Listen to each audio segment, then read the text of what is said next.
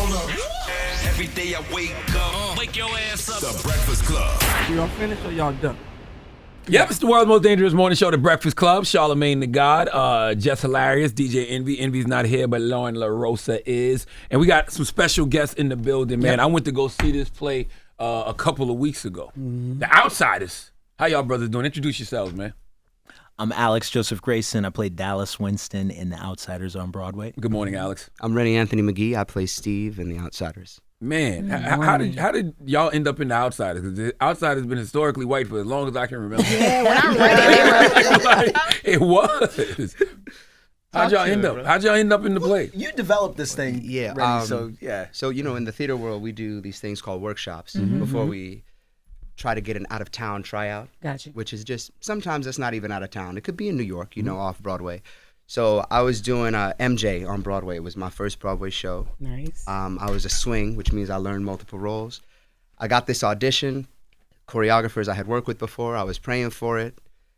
The choreographers I had worked with before, I was praying for it. And when we did it, we were working through, and they were working with this idea of different races, right? Because you have the socias and the greasers. So socioeconomically, in the 60s, with the exception of a small percentage, black people didn't have much wealth because this country did not allow us to have that. So we were trying to show this story about those who are less fortunate going against those who have it all, but maybe are less fortunate in other ways. Because, some of these, we don't know what goes on behind rich families' doors. Yeah. We do not, no matter what the race is. But that's kind of how we came in here, Okay. Alex kind of slid in later. Yeah.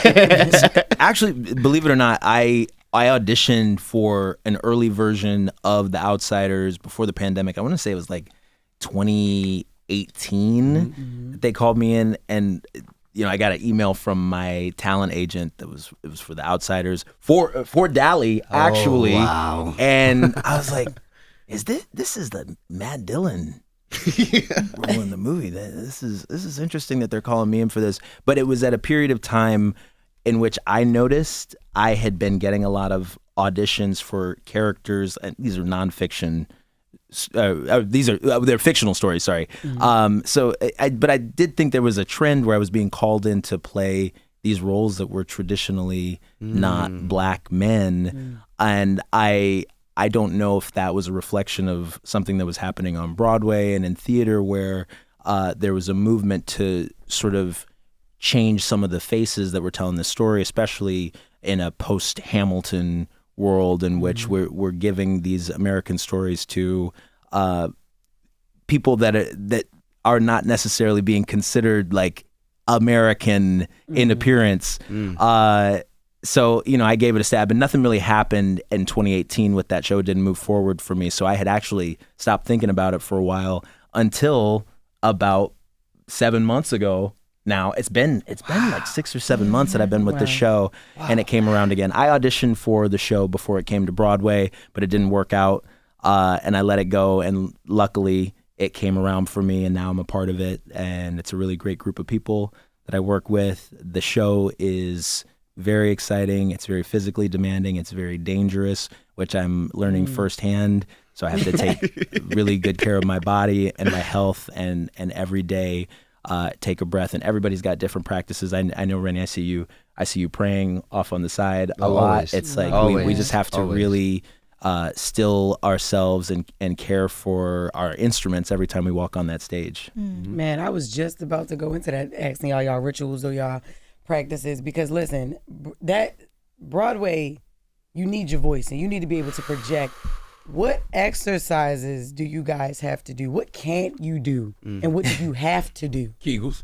To get Kegels? Men do Kegels? No. Well, never mind. Yeah. Go ahead. I will say, above all else, as Alex mentioned, I'm a huge prayer. I have noticed during the performances where I forgot to pray before, people have gotten hurt. Now, for me, that's the connection already. Yep.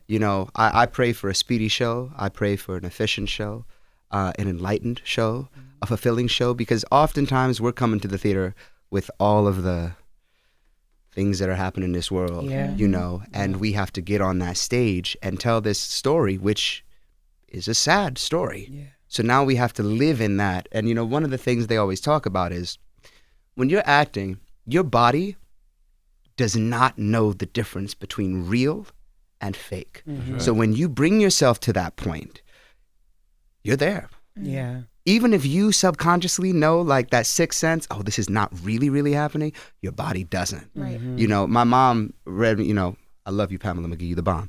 My mom, she read, there was a study that said people who go on stage, they have the same amount of adrenaline as soldiers going into battle. Yes. Okay. Yes. And then, it's not too hard to believe because, a lot of people are more afraid of public speaking than dying. Right. So it makes sense. So is it?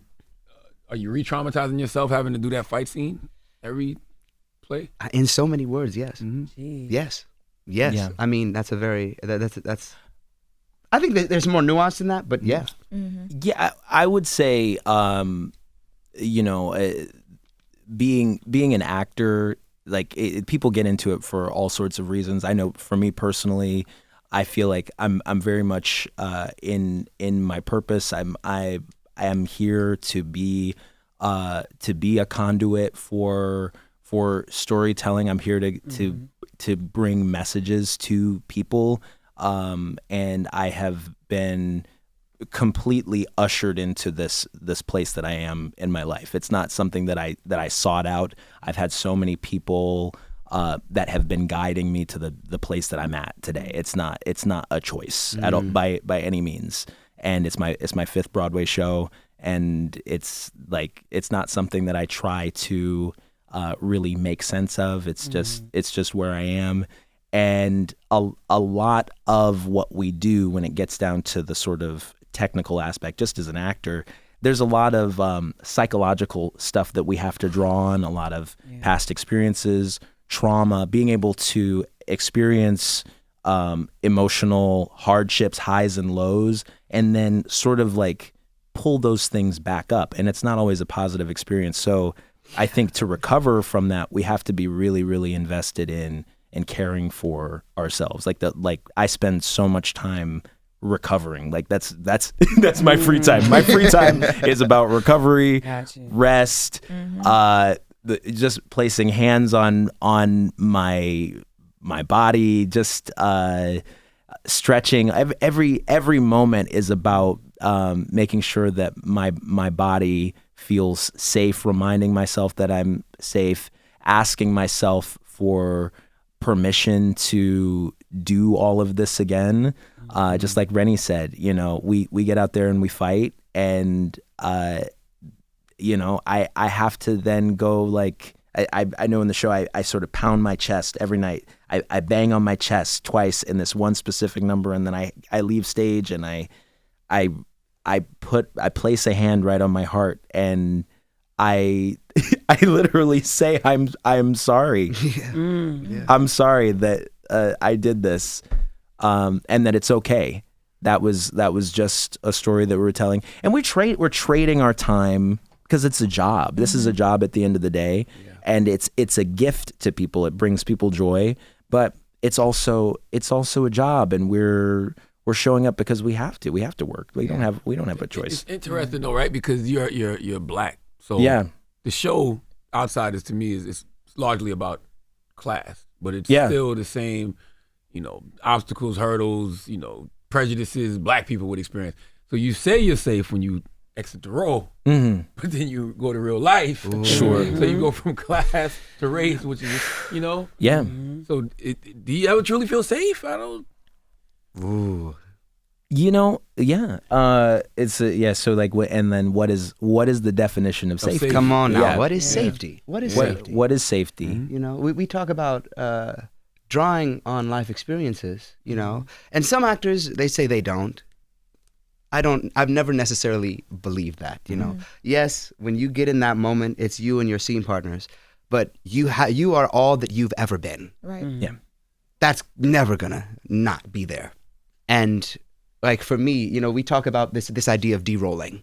You get off the stage and you get out of the role. Yeah. Some people, it's much easier than others. Me, I go home, I put on a movie. I love movies. A movie makes me, I'm thinking about this person's issues now.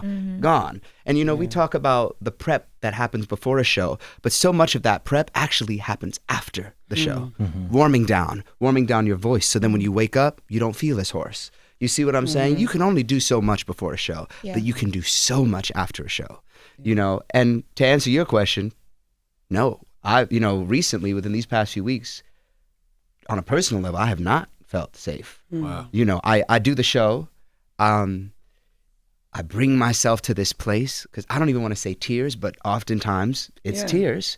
You know, I'm on stage and I'm seeing another black brother die in front of me, and then another one, and then I leave and I see that on TV, on social media, and.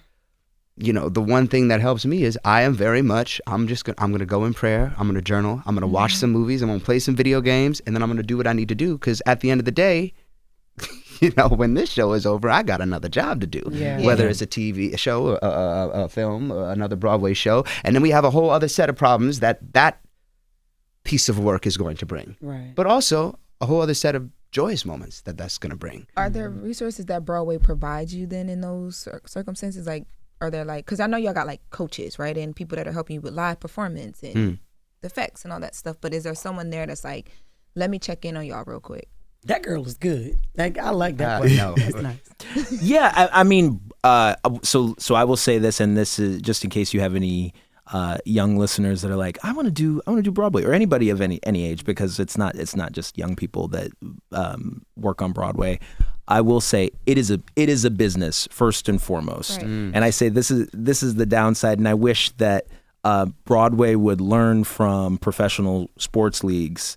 The investment, number one, should be in the health and safety of the people that are keeping the business alive, the performers, the athletes. And I think this unfortunate thing about commercial theater is all the attention is, how do we get butts in seats? Right. How do we sell these tickets? And not necessarily in keeping the performers healthy. And that's why Broadway sort of has the issues that it has. I think the focus is in the wrong place. So there is an investment. We have a PT person that's there. We have one PT person on site. I don't think that's enough. PT as in physical therapist. Physical therapist. Physical therapist. I'm so sorry. Yeah. So we have one PT person. I think there should probably be like 3 or 4 or more. There should be a mental health professional, like a sports psychologist person on site. I think there should be an acting coach on site, but that doesn't have to do with ticket sales. And I think that's just a core misunderstanding, because the people that are making the decisions about this thing don't actually have the ability or skill set to do the thing that keeps the business running. They provide the real estate, and the venue, that's pretty much it. So I think I just want the record to show too, if Roc Nation would have got the casino in Times Square, they wanted to do all of that for Broadway performance. Just want to throw that out there. Yeah, that's what I love about Wendell Pierce, because Wendell Pierce has a same mentality. He has the same mentality, but he also has like doesn't he have an organization or a foundation that's trying to develop programs where you guys can have that, where Broadway actors and actresses can actually have those resources, even down to some of the women, because y'all work 6 days a week. Sometimes y'all don't have a break. So for childcare, legacy, and that's why Wendell was partnered with Roc Nation. Legacy They theater. were going to do all of that. They were going to do the childcare services, the debt relief, the mental health services. Yeah. Oh, you knew that? It's called. No, we didn't. We only heard about casino. Yeah. We only heard about That's why they were out there. Like, that's what made me realize the suck it up culture in Broadway when I started looking into the casino, and why not y'all specifically, but why people were so upset. Yeah. And I realized that you guys looked at it like, okay, now we're gonna have even more pressure to work because we got to compete with this casino. But they literally had a whole setup for wellness, health,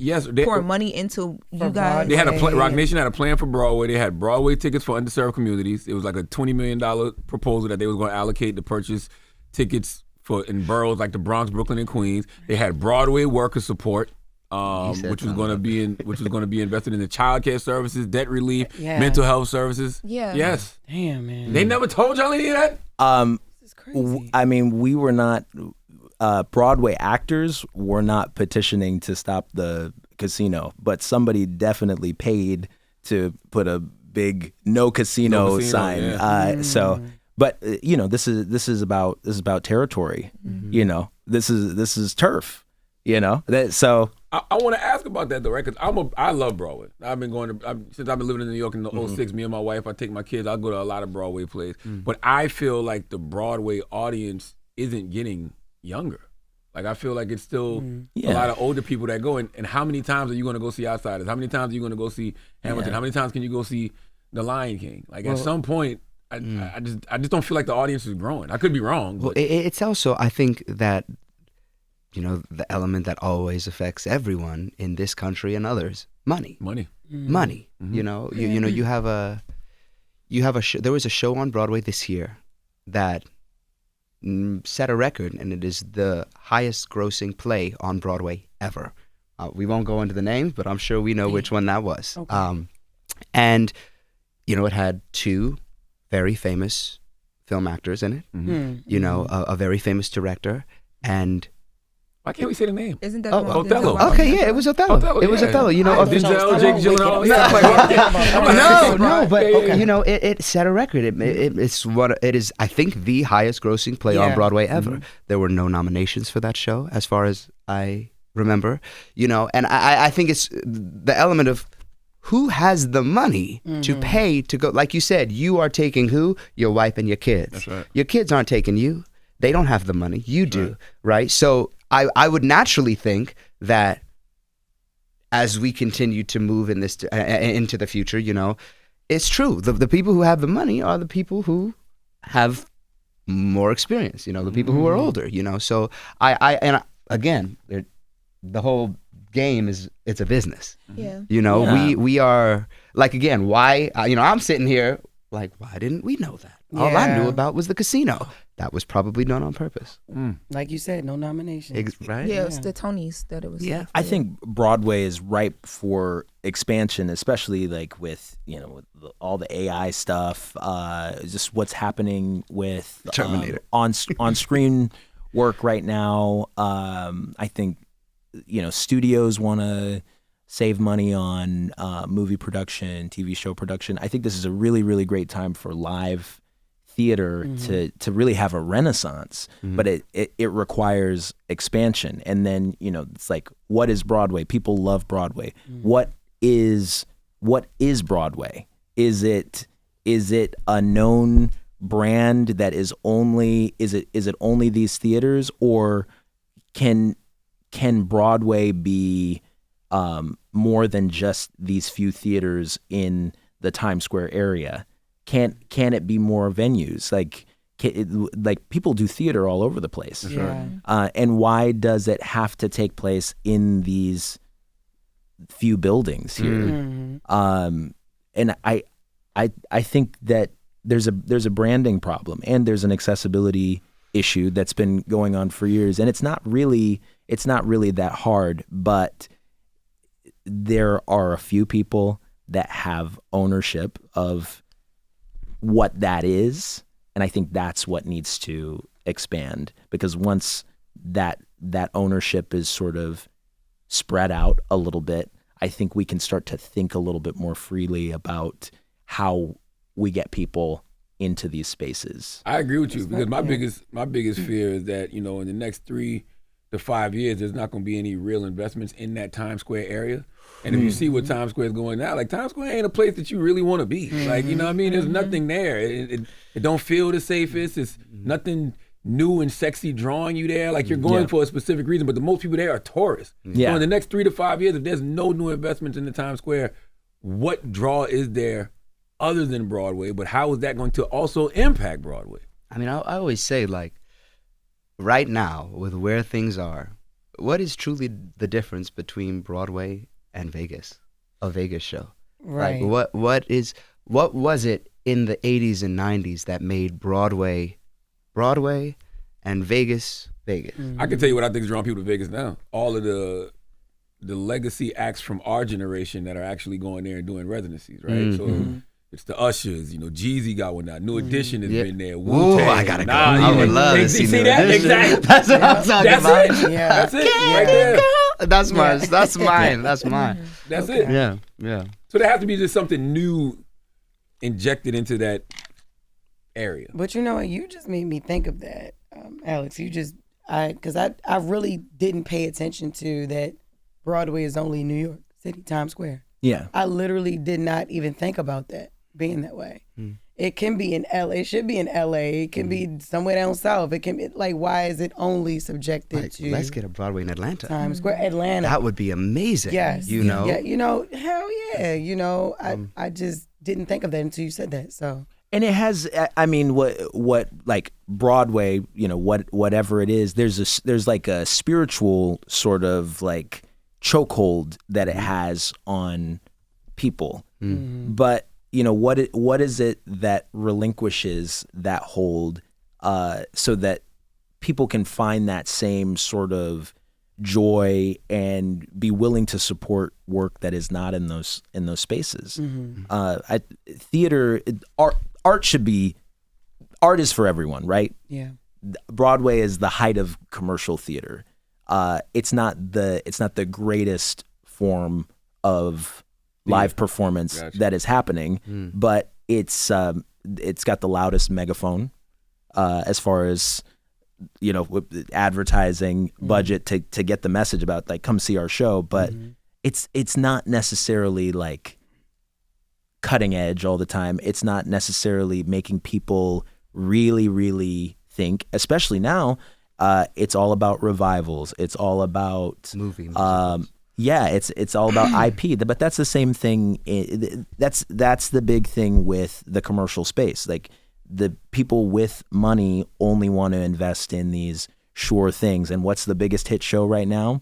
It's none of those things. It's Hamilton, an original show. Which is, the story is not original, but like it is, that idea is wholly original. Which is crazy because it feels like it's all the things that Broadway does not like. I'm just speaking from the outside looking in. Yeah. Hamilton is hip hop, it's black, it's Yes. brown. It's like, we don't want that element over here. Yeah, you have to take risks. You have to take risks and you have to try new things to gain the trust and love of audiences. Like you have to go there. So like you can't be successful if you are playing it safe and you're just trying to rehash these old things. That doesn't really work on paper, but how do you convince people that hold all the cards to take these risks? Money. And that's why even another play that I thought generated a lot of great excitement on Broadway was Ain't No More. Jordan Cooper. And it's a phenomenal show. Yeah. But people didn't show up to watch it like they should have. Right. Generational talent. I mean, Jordan? Yeah. Oh yeah. Absolutely. Generational Absolutely. talent. I still think it's that element of, again, like when my parents were kids, you had to dress up to go to Broadway. It was an event. Yeah. Just like going on an airplane, you had to dress up to go on an airplane. Nowadays, and no disrespect, because I'm a firm believer in come as you are, but when you go and you see a line standing outside Broadway, 1/4 the people are dressed up. That's usually the older generation. And then you got all the kids. When I was a kid, I always thought Broadway is basically like going to church. Like there was no such thing as formal wear. It was church clothes. Right. You know what I'm saying? Right. So I think nowadays too, like I said, with the money aspect, which has always been a thing, and they're trying to make it more accessible. But when you start bringing in these IPs, that it's like, oh, kids are gonna love this, but kids can't afford to see it. So then what? You have like 1 or 2 days a year where it's like discounted tickets. How discounted are the tickets? Right. You know what I'm saying? Yeah. And like we're really cool. In about a week or so, we're gonna start what we call our school schedule. So now we're gonna have the schools come in during the matinees. Those are the best days I was gonna ask because that. then you see like all the theater, the crazy theater techno stuff you saw. The kids are like, whoa, and it gives us energy. Yeah. But I don't know what the fix is because it's been like this for so long. Yeah. And it's the same idea. We as actors, we're always asking for things, and I understand also where like the producers come from because it's like it's not like you're just gonna stop asking for things when we give it to you. So there's that element too. I don't know what the fix is. I just know like I think the goal for us is to keep bodies that look like us, to keep bringing them in, whether it is to do theater, to work in theater, to see theater, you know. And again, like I said, our lives aren't just theater. You know, we could walk away from the show tomorrow and he could end up doing a movie, I could end up doing a TV show. You know, we have to do everything nowadays, you know, but I do believe firmly theater will be the last thing to be taken over by AI, if that ends up being a thing. Because you can't replicate real bodies in a real space. Yeah. Not yet. You just can't. You know, this isn't Westworld. You know, this isn't Terminator. You can't do that yet. And so I think at the end of the day, it's going to be brainstorming, how do we make it more accessible? How do we convince the people who are making the most money from this to make it more accessible? You know? I mean, for me, man, I think what you said is so true. When you look at something like Hamilton, right? If I was a producer in that space, I'd be looking for more of those. So, you know, what's after the Hamiltons? Right. It's adding people like you, the outsiders. But it's also the Ain't No Mores. But it's also the MJ, the musicals. Like if you see that audience coming there and being energized by it and people liking this style of play, Alicia Keys, Hell's Kitchen. Yes. Give me more of that.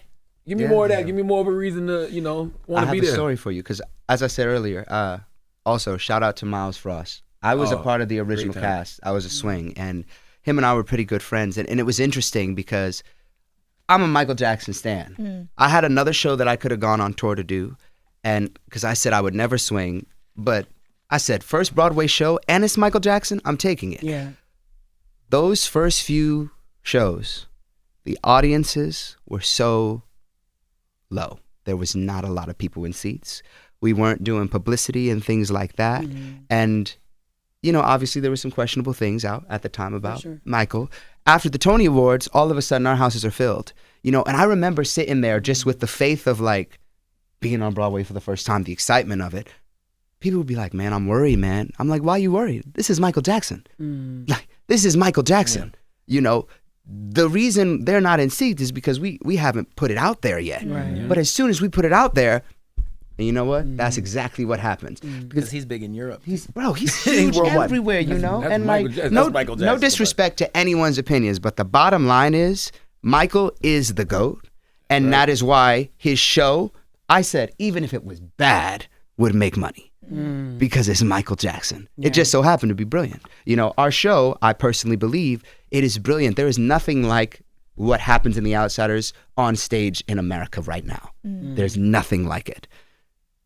But that's the issue. We need to, how do we get people to see it who don't have the money to see it, you know? And I think that's what Broadway should be about. It should be about, you know, like when the kids come and they see the show and then they're standing outside and, you know, we walk outside, it's like we're celebrities to them, you know? I'm like, and that may be their first Broadway show. I don't know what the secret is. I don't know what it is. I don't know what the solution is, but. Well, I will say that, you know that Dallas Cowboys cheerleader show that was on Netflix? The documentary. I'm a Dallas Cowboy fan. Yes.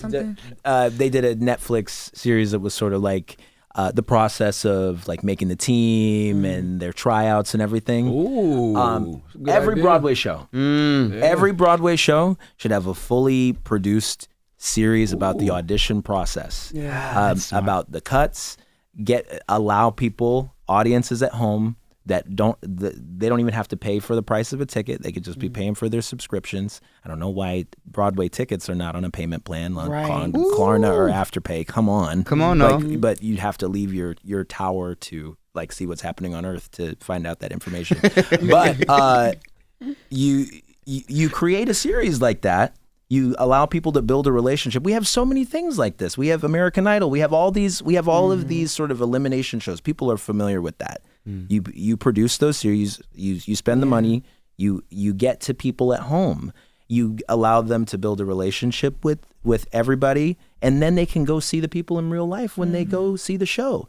And you've created stars.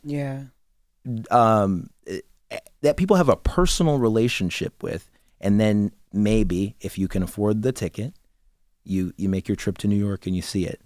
But I mean, they've kind of done that. They did that with Legally Blonde And Grease, back in the day. Yeah. It's not a Grease. show, but remember Cheer on Netflix? Yes, Remember how they big did was? that. And those Yes. kind of worked out a little crazy for some of them, but they turned into like really big stars, like outside Yeah. of cheering and cheerleading. And people who don't care Yeah. about cheerleading got into their world and wanted to go see them cheer. So they Yes. were buying tickets to their Yeah, competitions. I know that. My daughter's a competitive Accessibility. cheerleader. That so they watch K-pop that show thing. Crazy. That was a K-pop Demon Hunters? The Dance Academy. It was like there's the group Cat's Eye. Yes. There's that group, and they had that document. They had like a Yeah, whole a competition show, documentary, you know. yeah. But no, if that would be so smart if they were. People want to know what happens behind. People want to know what happens behind the scenes. Yeah. Yeah, they do. Yeah, they do. Yes. That's genius, though. If somebody can pull that together and pull that off, hell yeah, I think that would make a difference. Well, listen, man. I gotta see Outsiders. I'm the only one. I that got has really seen no, good. I it. haven't seen it yet. Okay, I read the I book. have to I, see I it. had to in school. That's why when you said the Kids Day, I was like, that's cool that y'all bring them because we Yeah. don't read the book. They get to Yes. see y'all. Yeah. But yeah, I haven't seen it yet. I'm coming. And again, a testament to, you know, like I said, you know, my mother and my father, we believe that Michael was going to be successful. It is because it's still on Broadway, you know. And when I did Outsiders, you know, I had to leave MJ, and I know my dad was very much about, man, you know, in the future you may not be able to do that if you don't have the funds to do this. But I was so glad I made that decision because Outsiders, the book, like you said, so many kids have read it.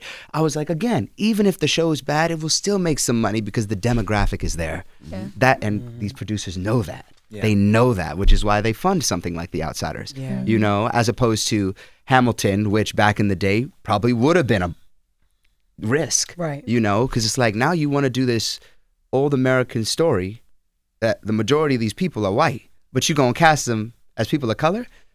I could only imagine being in the room waiting for the producers, seeing what they say about that. You know what I'm saying? But whether we want to admit it, whether people want to admit it, and everybody like a little black. They That's a do. fact. They love us. They do. They do. Listen, man, thank y'all for joining us. Make sure y'all go out there and check the Outsiders out on Broadway. It's every day, right? Monday through Friday? Monday's our day off. So Okay. yeah, Tuesday through Sunday. Tuesday 8 shows through a Sunday. week. Man. Jesus. Y'all got to beat up white people 8 times a week? Yeah. I don't want to give up the play away, but just Damn, Jesus yeah, Christ. don't give it up. Damn. But man, hats off. I'm so proud of y'all brothers. Y'all do this. Y'all do this 6 days a week. That is hard. I know it's hard. right. And I know y'all barely have a life. It's fun though.